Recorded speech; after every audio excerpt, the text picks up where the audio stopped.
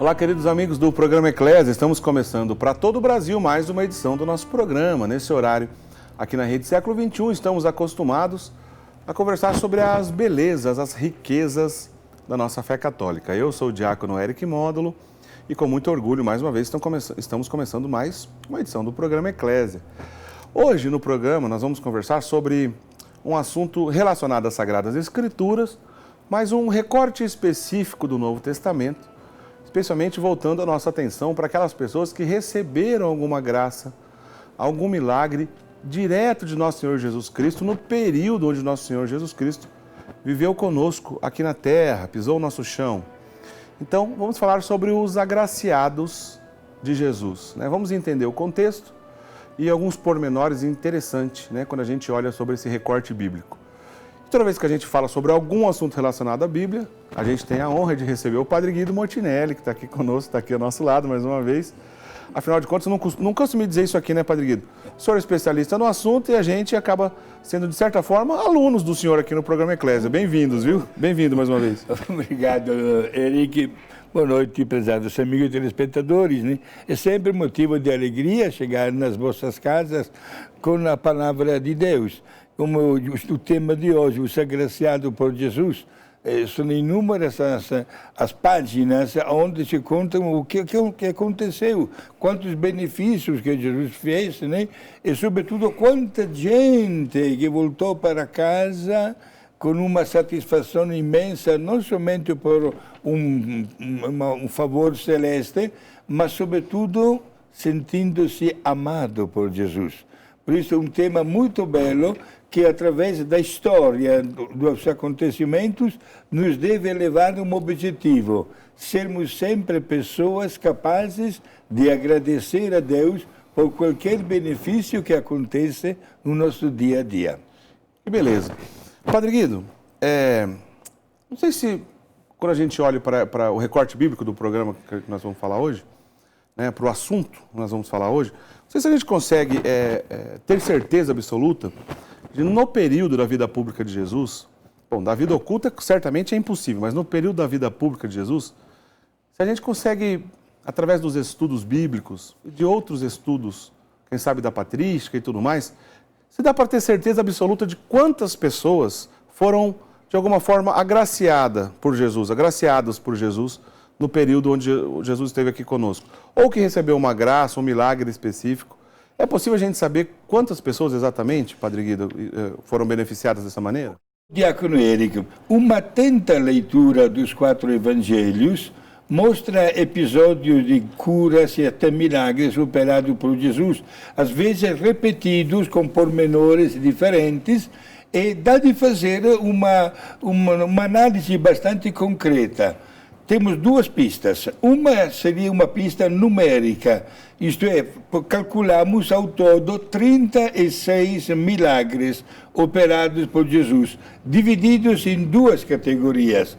Uma preferência extraordinária de Jesus para com as pessoas doentes, 24 milagres, e 12 milagres quando Jesus supera as forças da natureza. Por exemplo, quando multiplica o pão e o peixe, transforma a água em gostoso vinho, acalma o mar e o vento, etc. Né? Mas a grande preferência, repito, é a cura de pessoas que não passam bem ou até mortas. Né? Esta seria uma primeira pista. Uma segunda pista para responder esta sua pergunta é dada pela frase final do Evangelho de São João, como ele escreveu, e como no primeiro tempo, quero dizer por 300 anos, chegou para nós como término do Evangelho de João, que é o capítulo 20. Depois, no terceiro século, foi encontrado mais uma página, certo, que foi anexada e virou o capítulo 21. São João chega a dizer a seguinte frase, no capítulo 20, versículo 30. E Jesus realizou diante dos discípulos muitos outros sinais que não estão escritos neste livro. Estes sinais foram escritos para que vocês acreditem que Jesus é o Messias, o Filho de Deus, e para que, acreditando, vocês tenham a vida em seu nome. Só um parênteses aqui, Padre Guido. Essa passagem aqui do Evangelho de João ressalta a importância da Sagrada Tradição, não ressalta? Perfeito. E não devemos absolutamente esquecer, Diácono Eric, que os apóstolos, quando foram enviados por Jesus, não levaram nenhuma apostila, nenhum livro, né? Talvez até pouquíssima roupa pessoal, né? Coisas pessoais.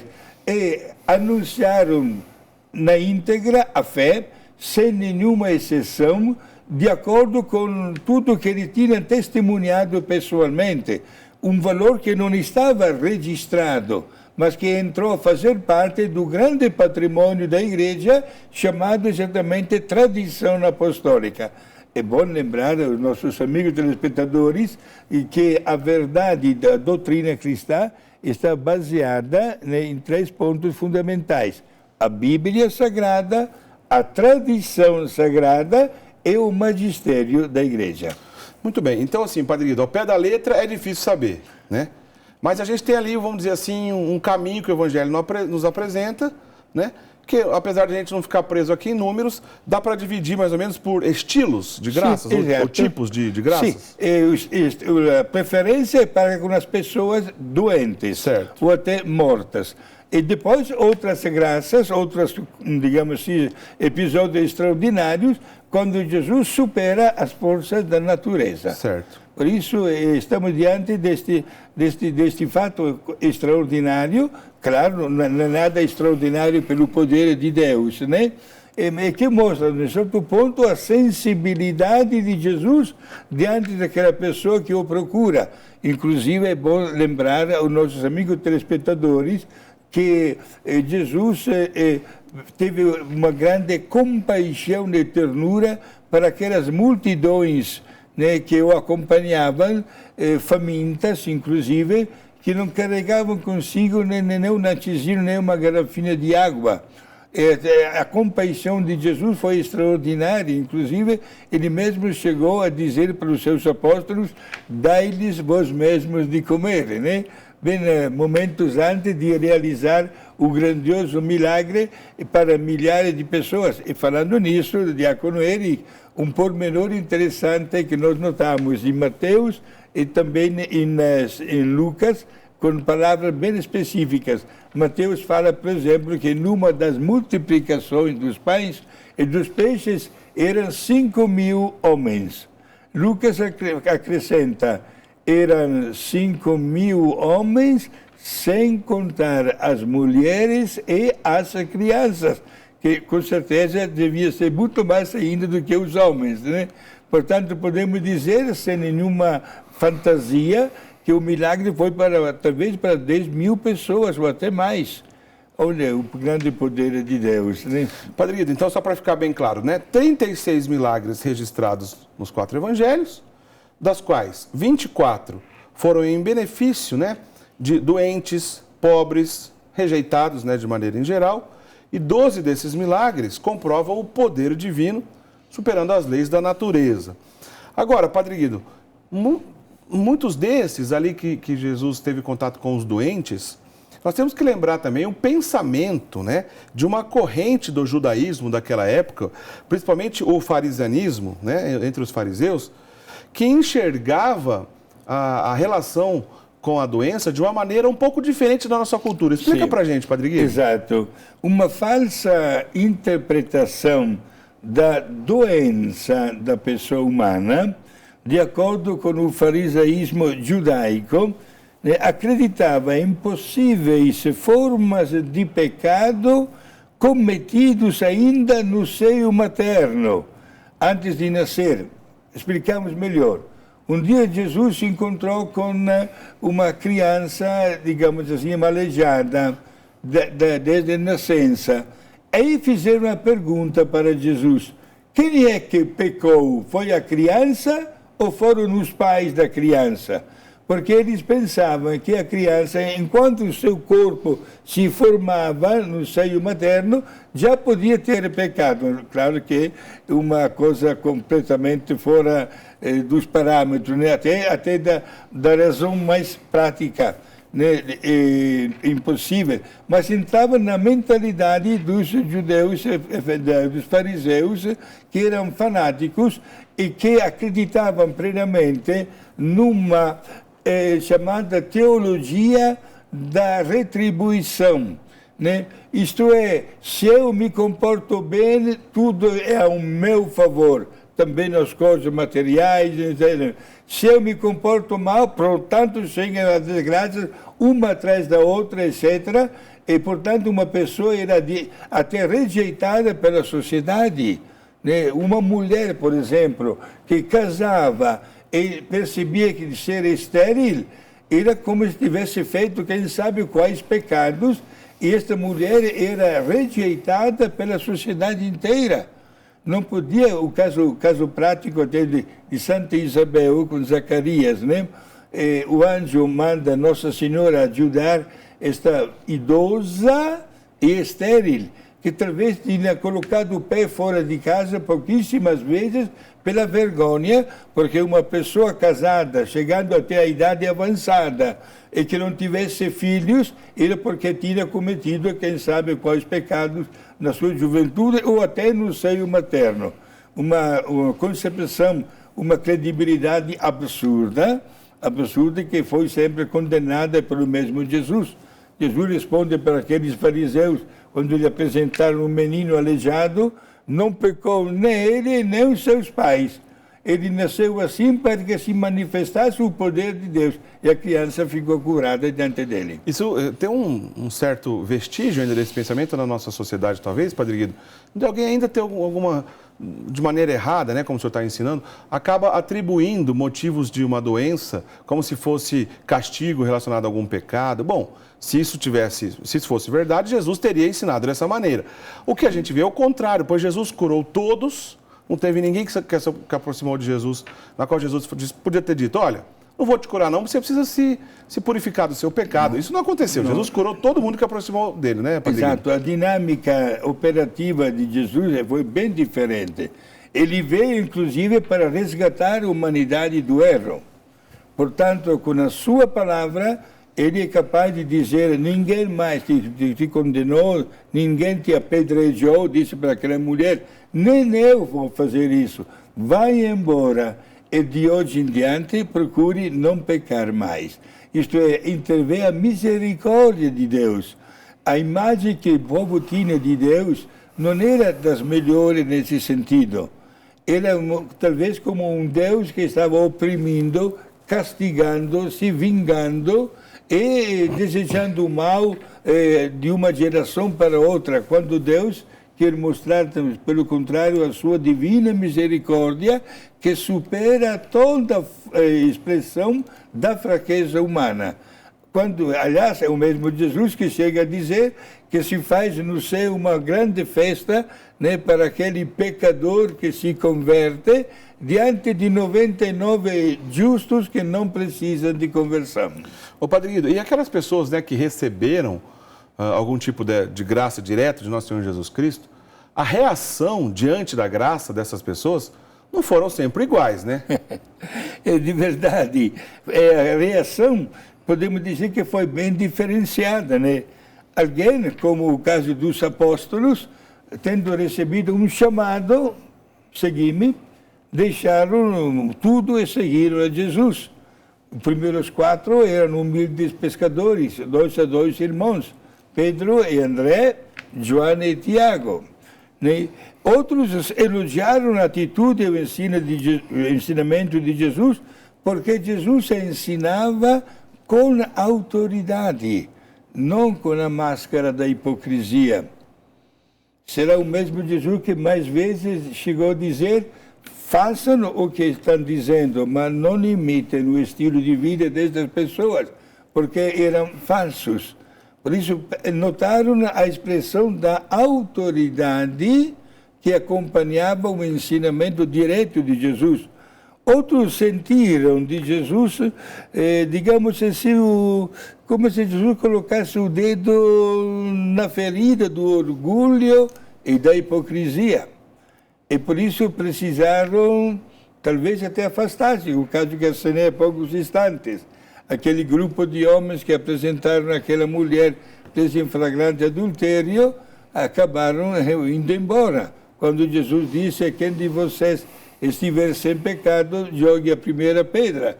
São Lucas, o diácono, ele coloca um pormenor, né? Todos, a começar pelos mais idosos. Olha lá. Talvez porque mais idosos tinham mais pecado, dá até de pensar uma coisa desta. Acabaram deixando Jesus sozinho com aquela mulher, né? E depois, há pessoas que, diante de uma cura, sentiu como que espontâneo dentro de si, seguir a Jesus como discípulo, ou conhecer um pouco mais da personalidade deste homem-Deus. Como também temos uma página bastante triste e que, digo uma palavra página, mas talvez cuidado, meus amigos, porque pode ser até, não desejo isso, é como uma coisa normal na nossa vida. Isto é, pessoas que uma vez recebido a graça de Deus, tchau, tchau, nunca mais apareceram e deixaram Jesus, inclusive, triste e bastante chateado. Este fato está registrado mais de uma vez nos 4 evangelhos. Bom, eu me lembrei aqui do episódio dos 10 leprosos, mas pelo menos um desses 10 leprosos, o samaritano, né, Padre Guido, teve assim um retorno diferente, vamos dizer assim, saiu dessa lógica, né? Além dele receber a cura propriamente dita, a gente vê ali nessa conversão uma relação de amor também, né? Ele se sentiu amado. E a graça que Jesus apresentou no caso para esse samaritano tem a ver também com a graça da pessoa descobrir esse amor. Vindo de Jesus, a gente está falando de um amor perfeito e maravilhoso, né? Se temos somente um tempinho, diácono Eric, é bom dizer esse samaritano, né? Porque por 3 vezes nos evangelhos temos esta palavra samaritano na boca de Jesus. Está registrado o encontro com a samaritana na beira de um poço, né, de água, bem fresquinha. Temos o episódio que você acaba de acenar agora, dos 10 leprosos, certo? E um dos 10, este samaritano, voltou para agradecer a Jesus. E o episódio acontece na Judeia, isto é onde está perto de Jerusalém. E os samaritanos não eram bem vistos pelos judeus. Infelizmente, a Palestina, diácono Eric, Galileia, Samaria e Judeia, não havia um bom entrosamento um com o outro. Os samaritanos, inclusive, foram sempre um pouco excluídos, até no Antigo Testamento. E quando voltaram, por exemplo, o povo voltou da Babilônia, do exílio de Nabucodonosor, uma das primeiras coisas que os judeus quiseram reconstruir em Jerusalém foi o templo. Os samaritanos se apresentaram como voluntários para ajudar a reconstruir o templo e os judeus não aceitaram. Não aceitaram, infelizmente, né? Agora, depois temos o episódio da parábola do bom samaritano. Certo. É interessante na parábola do bom samaritano que socorreu aquele homem, porque o episódio é uma parábola. Um homem descia de Jerusalém para Jericó. Estamos de novo na Judeia. Portanto, uma pessoa que não é bem vista na Judeia e que, pelo contrário, cuida daquele homem e o trata como um verdadeiro amigo e na sua dignidade de homem, se preocupa por ele. Por isso, Jesus terminará este episódio, esta parábola, perguntando quem é o próximo, quem foi o próximo, isto é, como nos devemos amar. Agora, o samaritano, dos 10 que foram curados, leprosos, né, ele sentiu dentro de si a necessidade de fazer uma caminhada com Jesus, de seguir os passos, o caminho de Jesus.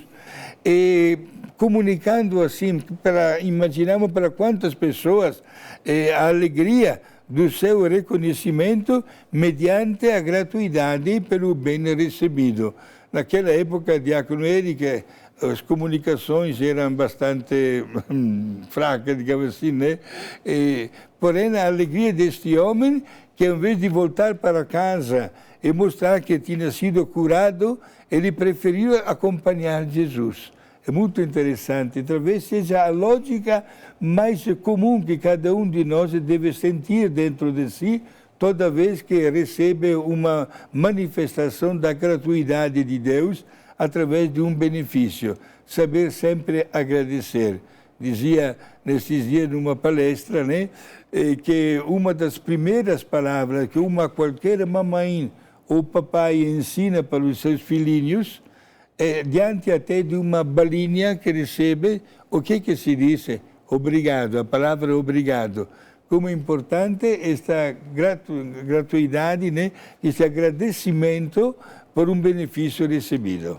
Padre Guido, a gente vai para o intervalo, vou deixar uma pergunta aqui para o senhor para depois o senhor responder na volta. Estamos falando sobre os agraciados, né, que conviveram com Jesus, que receberam direto de Jesus uma cura, uma bênção e tudo mais, né? Uma pergunta que eu queria voltar nesse assunto depois do intervalo, e as pessoas que pedem a Jesus, porém não recebem a graça, não recebem a cura? Essas pessoas significam que não são amadas, né? O senhor responde isso para a gente na volta, enquanto a gente vai rapidinho para o intervalo, né? O senhor pensa aí nessa resposta e a gente vai conversar sobre outros ainda, outras pessoas, maneira de a gente enxergar e entender da relação dessas pessoas que receberam algum milagre de Nosso Senhor Jesus Cristo e olhando para a história, né? Olhando para os ensinamentos bíblicos desses agraciados, né, por Nosso Senhor Jesus Cristo, a gente aprender com tudo isso, que a gente possa aprender com tudo isso e crescer certamente na fé também nossa, se Deus quiser. A gente vai para o intervalo, sai daí, a gente volta já já.